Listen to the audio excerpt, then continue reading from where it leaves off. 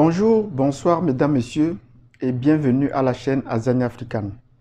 Votre présentateur habituel est bien Basile Téné qui se fait aujourd'hui l'honneur de venir avec un nouveau sujet, mais un sujet qui rentre tout dans les différentes thématiques que nous avons déjà lancées. Mais nous avons également commencé à développer en détail ces sujets.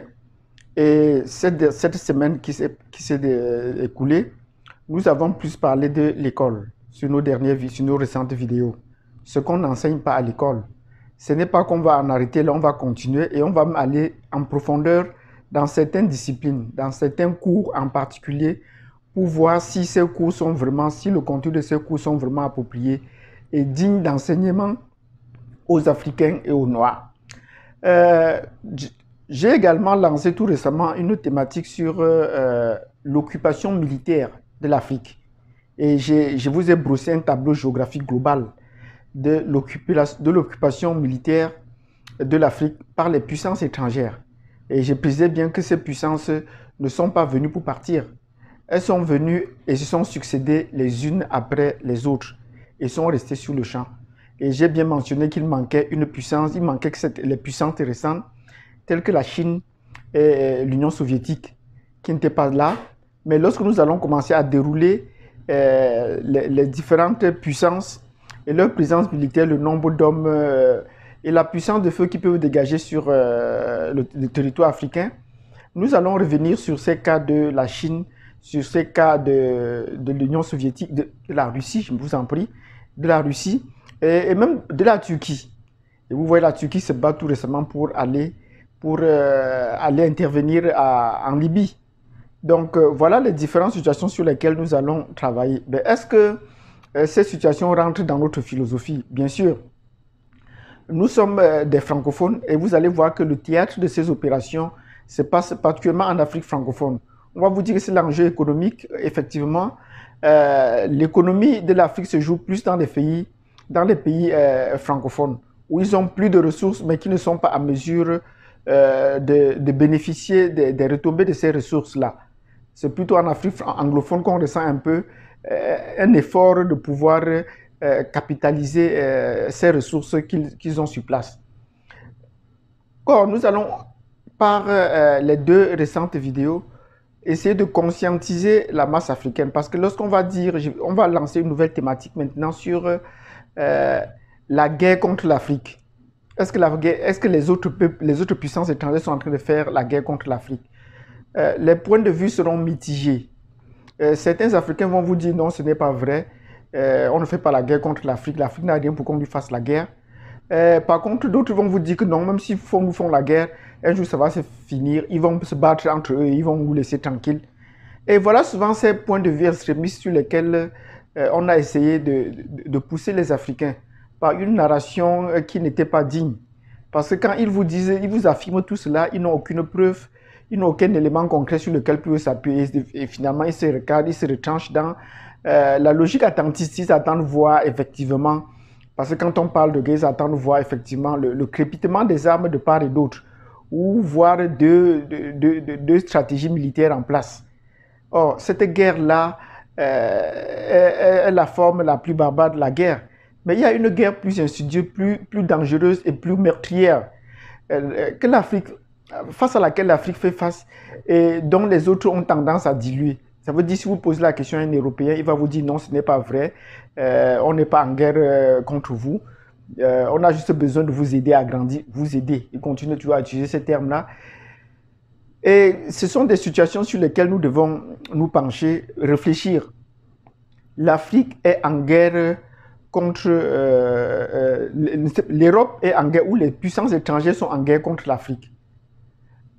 À cette question, chacun peut nous apporter sa réponse sur la base entre l'intervalle que j'ai défini précédemment. Et cette guerre dont je parlais est une guerre et que je vais parler, parce qu'aujourd'hui c'est juste pour vous brosser un peu le tableau de ce qu'on va dérouler dans les jours à venir. Et cette guerre dont je parlais, c'est une guerre d'abord politique. Parce que les puissances étrangères tentent de nous imposer leur système politique, leur vision qui n'est pas la bonne. Et il y a un gendarme chargé de l'appliquer, c'est la France. Nous allons voir ça dans les détails. Comment la France essaie d'imposer par tous les moyens son système politique dans tous les pays africains, qu'ils soient anglophones, francophones, lusophones ou hispanophones. Ils utilisent le système politique français. Et cette guerre également est une guerre économique. Vous allez vous rendre compte que dans les pays francophones en particulier, c'est la zone de l'Afrique la plus riche, mais c'est la zone également de l'Afrique la plus pauvre. Entre ces extrémités, comment comprendre cela?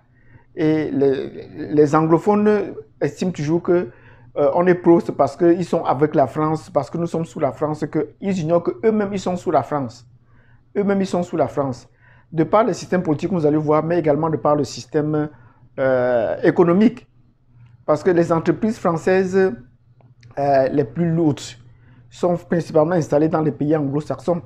Et quand les pays anglo-saxons, quand la France entreprend des projets aussi lourds, c'est toujours dans les pays anglo-saxons. Vous n'avez qu'à prendre le cas du Nigeria, ou de prendre, quand le moment va arriver, nous allons prendre effectivement le cas de l'Afrique du Sud pour voir, pour comprendre comment l'Afrique du Sud a pu construire sa centrale nucléaire, comment elle a démantelé. Qui l'a démantelé, c'est toujours la France qui l'a démantelé.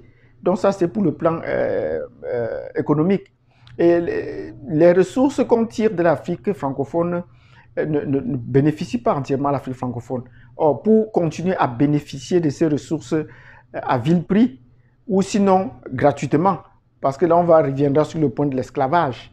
Quand on affirme toujours qu'on a vendu ou qu'ils sont venus acheter, nos historiens, on aura l'occasion de s'interroger sur combien est-ce qu'ils achetaient un esclave. Parce que s'ils achetaient, ce seraient des documents vraiment datés. Ils aiment bien retenir ces chiffres. Ils achetaient un esclave à combien? Or, quand on le sait qu'en Jamaïque, ils vendaient un esclave entre 30 et 40 pounds en fonction de la qualité de l'esclave. Combien est-ce qu'ils achetaient donc? Or, s'ils achetaient, est-ce qu'ils pouvaient les jeter par la mer? Le moment venu, nous en parlerons. Parce que même aujourd'hui, ils vont vous dire qu'ils achètent les matières premières de l'Afrique. Mais à combien est-ce qu'ils achètent? Est-ce qu'on peut nous donner à peu près le montant que cela rapporte? On va vous parler de 2, de 3%, mais est-ce que cela est vrai? Est-ce que cela est réel? Donc même aujourd'hui, nous ne trouvons jamais l'Europe en train de pouvoir venir en Afrique acheter. Parce que quand vous achetez, vous placez à égal, sinon à une position légèrement inférieure aux vendeurs. Mais cela n'a jamais été le cas, on n'a jamais compris ces cours-là. Les bourses pour les cours des matières premières dont l'Afrique détient le monopole ne sont pas situées en Afrique. Les Africains n'ont pas droit au chapitre. Donc ce sont des éléments sur lesquels nous allons voir. Cette guerre est également une guerre culturelle. Il faudrait donc qu'on le comprenne. Détruire absolument toute la culture africaine et imposer la leur, même si cela ne nous sied pas. Donc il faut qu'on comprenne effectivement que c'est une guerre culturelle. Vous n'avez qu'à vous rendre compte. Les centres culturels français, ou peut-être les alliances françaises, comme ils ont changé le nom, parce que les centres culturels français n'existaient d'abord que dans les pays francophones d'Afrique noire. Ailleurs, dans d'autres territoires francophones de l'Afrique du Nord ou de l'Asie ou de certains pays anglophones, ils parlaient de l'Alliance française. C'est face à ces dichotomies-là, ces différences-là qu'on a, cette distorsion, qu'ils ont ramené tout à l'Alliance française. Mais est-ce que la politique a vraiment changé? La politique n'a pas changé. Et vous vous rendez compte, s'ils ont 54 alliances françaises en Afrique, l'Afrique, même pas francophone, ne détient un centre culturel en France. Et il y a des gens comme Tsemi Seba qui se battent pour vouloir construire un centre culturel africain en France. Africain, nous ne parlons pas d'un centre culturel béninois ou sénégalais en France, mais la France ne leur reconnaîtra pas, leur permettra pas qu'ils arrivent à construire un centre culturel africain là-bas. Donc voilà autant de choses que nous devons voir pour comprendre que l'Afrique est en guerre. Une guerre imposée par les puissances étrangères. Enfin, nous allons voir cette guerre est également une guerre démographique. Et vous savez, la guerre, c'est les hommes. Et vous allez vous rendre compte, nous allons revenir en détail sur ce chapitre, que l'Afrique francophone est largement sous-peuplée. Pourquoi est-ce que l'Afrique francophone est largement sous-peuplée? Il faut se poser la question. C'est une question très importante pour comprendre que pour mener la guerre, il faut détruire les hommes. Ils détruisent les hommes non pas seulement politiquement, économiquement, scientifiquement. Ils détruisent les hommes aussi, ils détruisent les pays africains aussi de façon culturelle. Et voilà maintenant qu'ils sont en train de détruire, en fait, que nous sommes en train de nous rendre compte que même démographiquement, ils détruisent l'Afrique culturelle, ils détruisent l'Afrique démographique, ils détruisent l'Afrique démographiquement. Le récent discours du président français le montre très bien. Quand il continue toujours à parler d'un problème civilisationnel, de montrer que c'est parce qu'on a trop d'enfants que ça fait notre développement, alors qu'on n'en a pas déjà assez. Mais vous n'avez qu'à regarder la puissance qu'est-ce qui fait la puissance du Nigeria? C'est le nombre de ses habitants. Le Nigeria avait 200 millions d'habitants. Toute l'Afrique de l'Ouest réunie ne vaut pas le Nigeria. Additionné, les pays les plus peuplés en Afrique, en dehors de la République démocratique du Congo, sont tous dans une cinquantaine, sont dans moins d'une cinquantaine de millions d'habitants. Ils n'ont pas encore atteint 50 millions d'habitants, aucun de ces pays-là. Or, est-ce que ce génocide démographique n'est pas réel? Il est temps qu'on se penche là-dessus et qu'on essaye de conscientiser les gars pour vous rendre compte que cette guerre est également une guerre démographique. Le contrôle démographique est essentiel. Un président français disait qu'il fallait même déjà qu'on organise un sommet mondial sur la population. Parce que contrôler la population et particulièrement contrôler la population noire est un enjeu important pour eux, est un enjeu stratégique. Donc, on fait tout pour dissuader, et il faut passer par les femmes, on fait tout pour dissuader les femmes de pouvoir avoir beaucoup d'enfants. Et quand vous faites beaucoup d'enfants, on considère que vous n'êtes pas civilisé, vous n'êtes pas... Et par-delà, maintenant, on essaie d'encourager les hommes, les méthodes contraceptives qui sont de plus en plus gratuites. Et même dans les pays anglophones, on se plaint. Vous voyez qu'on ne fait plus de recensement parce qu'on voudrait maintenir ces chiffres-là plus bas et vous montrer que et continuer à décimer votre population en silence. Le moment venu, nous reviendrons sur cette guerre démographique-là. Un ancien président, comme je le disais tantôt, parlait de cette guerre démographique, un sommet mondial. Ce serait pour contrôler, effectivement, pour harmoniser le contrôle sur la population. Même le Vatican en a parlé. Même le Vatican en a parlé quand le pape a dit une fois que les chrétiens ne devaient pas accoucher comme des lapins. Donc, cette guerre se fait au niveau global contre la population noire.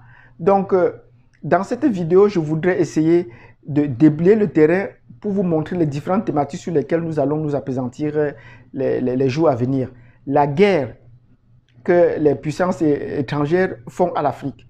Donc, l'Afrique est en guerre, une guerre permanente, insidieuse et qui tue beaucoup d'hommes et qui tue beaucoup d'hommes au jour le jour.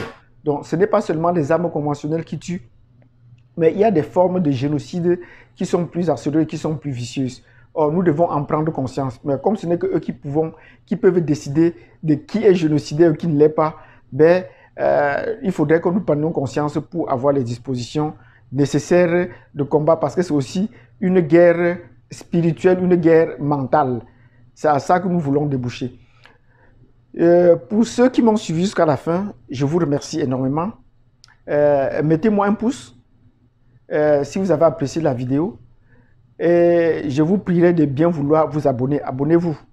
Parce que comme vous voyez, les jours à venir, nous allons produire des thématiques encore plus intéressantes. Abonnez-vous, partagez et cliquez sur la cloche de notification.